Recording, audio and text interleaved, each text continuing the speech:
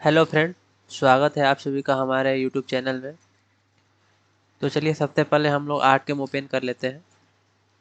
हमने यहाँ पे आर्ट कैम ओपन कर लिया है। ओपन करने के बाद यहाँ से न्यू मॉडल पे क्लिक करके आपको एक नया मॉडल ले लेना है, ठीक है, जिस भी साइज में आप चाहते हो, ठीक है।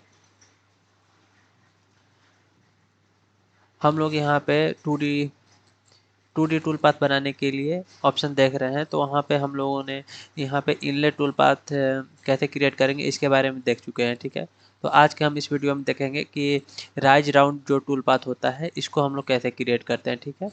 तो इसको क्रिएट करने के लिए सबसे पहले आपको रेक्टेंगल या फिर सर्कल बना लेने हैं ताकि हम उसको समझ सके। तो हम एक रेक्टेंगल यहाँ से क्रिएट कर लेते हैं, ठीक है, और साथ में ही हम यहाँ से एक सर्कल भी क्रिएट कर लेते हैं, ठीक है। आप यदि कोई दूसरा शेप क्रिएट करना चाहते हैं तो आप वो भी कर सकते हैं, ठीक है।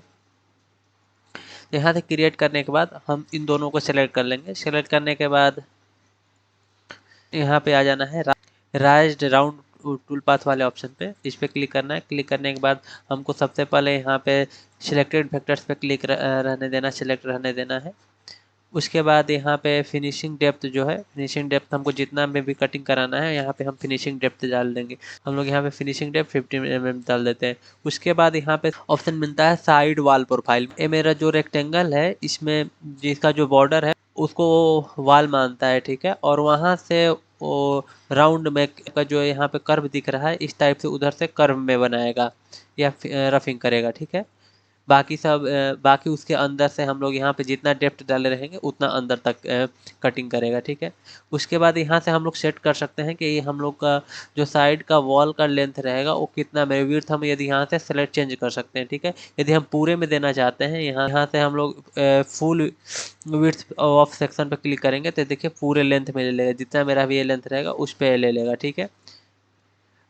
हमको फुल में नहीं देना है तो हमको जितना में चाहिए विड्थ हम वहाँ से सिलेक्ट कर सकते हैं। यहाँ पे जैसे हम 30 लिए थे तो 30 ही रहने देते हैं, ठीक है। और एंगल यहाँ से अगर चेंज करना चाहते हैं तो हम लोग यहाँ से इसको पकड़ के माउस का लेफ्ट बटन क्लिक करके इसको पकड़ के हम चाहें तो चेंज कर सकते हैं, ठीक है। जितना भी एंगल चाहते हो हम लोग यहाँ से एडजस्ट कर सकते हैं अपने सुविधा अनुसार, ठीक है। उसके बाद हमको नीचे ऑप्शन मिलता है टूल सेलेक्ट करने के लिए, तो हम लोग उस पर टूल वाले ऑप्शन पर क्लिक करेंगे। उसके बाद जिस भी टूल से हमको कटिंग कराना है उस टूल को सिलेक्ट कर लेंगे, ठीक है। और जो भी उसमें सेटिंग्स यहाँ से यदि टूल में कुछ एडिट करने हैं तो हम लोग एडिट पे क्लिक करके उसको एडिट भी कर सकते हैं। हम पिछले वीडियो में आपको बताए हैं कि एडिट कैसे करना है, वहाँ से आप देख सकते हैं, ठीक है। डिस्क्रिप्शन में आपको लिंक मिल जाएगा और सब वीडियो का, आप किसी वीडियो से प्रीफर कर सकते हैं इसके लिए, ठीक है। यहाँ से इसको सेलेक्ट कर सकते हैं। सेलेक्ट करने के बाद यहाँ पे जो कटिंग का डायरेक्शन है यहाँ पे हम क्लीन भी रहने देंगे, ठीक है। उसके बाद हमको स्टार्टिंग पॉइंट चूज करने के लिए आता है।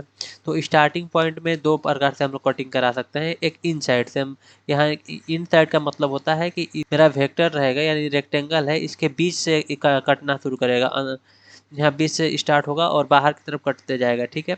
और आउटसाइड, फ्रॉम आउटसाइड से करेंगे तो यहाँ पे जो इसका बॉर्डर है इधर से कटते हुए इन अंदर की तरफ कटिंग करेगा, ठीक है। उसके बाद हमको इनसाइड, आपको जो भी सुविधा लगे हम इनसाइड या आउटसाइड पे कटिंग करा सकते हैं, उसमें कोई इशू नहीं है, ठीक है। तो हम लोग यहाँ से आउटसाइड ही ले लेते हैं। उसके बाद यहाँ पे सेफ जेड का जो पोजीशन है हमको चेक कर लेना है। मैक्सिमम सेफ जेड हम लोग 10 mm लगभग रखते हैं तो 10 mm को रहने देते हैं, और होमिंग के लिए XY में 0 और जेड का 20 mm, ठीक है। उसके बाद यहाँ पे मटेरियल का हमको थिकनेस डालना होता है, तो मटेरियल थिकनेस में हम 30 mm डाल देंगे अपना। ओके, आपका जितना भी मटेरियल है उसके अनुसार आप मटेरियल थिकनेस डालें यहाँ से। उसके बाद कैलकुलेट नाउ पे क्लिक करना है, ठीक है। तो इसके लिए टूल पाथ कैलकुलेट हो जाएगा, ठीक है। तो यहाँ पे देखिए मेरा टूल पाथ कैलकुलेट हो गया है, ठीक है। टूल पाथ कैलकुलेट होने के बाद यहाँ से हम सिमुलेशन पे क्लिक करके इसका सिमुलेशन भी देख सकते हैं, सिमुलेट पे क्लिक करके, ठीक है। तो यहाँ से हम इसका सिमुलेशन देख लेते हैं कैसे कटिंग होता है। तो यहाँ से थोड़ा इसकी स्पीड तेज कर देंगे तो जल्दी कटिंग हो जाएगा, ठीक है। देखिए मेरा पूरा कटिंग हो गया और उसके बाद सेकेंड वाला मेरा कटिंग हो रहा है यहाँ से, ठीक है। यहाँ से मेरा सिमुलेशन होने के बाद हम इसको यहाँ पे ट्विंडल व्यू पे क्लिक करके हम लोग इसको रोटेट करके देख सकते हैं।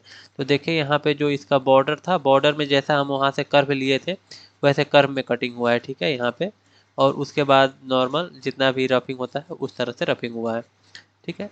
तो इस तरह से हम लोग राइज राउंड जो टूल होता है उसका यूज करते हैं। तो देखिए यहाँ सर्कल में उस तरह से इसका बॉर्डर कटिंग होता है। ठीक है, आई होप कि आपको समझ में आया हो कि हम लोग राइज राउंड जो टूल पाथ है उसको कैसे क्रिएट करते हैं। यदि वीडियो समझ में आया हो तो वीडियो को लाइक करें, शेयर करें और चैनल को सब्सक्राइब करें। धन्यवाद।